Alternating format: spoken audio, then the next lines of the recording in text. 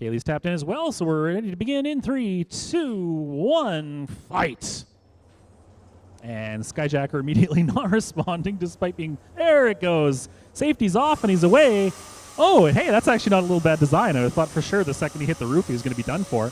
And so Tofu slowly making its way over. What? Something's not working. Something's wrong. SkyJacker's not actually able to take off at the moment. It's spun up, but it's not doing anything as Tofu managed to get one good hit on the side there. Oh, there we go. Starting to come its way up there. I don't know what's going on with SkyJacker. Really doesn't want to lift off despite having everything going there. There we go. Matthew's trying to get up as Kaylee's taking her time trying to get Tofu over there. Judges are starting to count down since SkyJacker's not showing control at this point. Can't get its bot moving around. Oh, and Kaylee gets a hit on him at the last second, resetting the clock. Wants to see what he could do with it, but I think this poor battery might already be too dead to get off the ground. Something's not working correctly on it.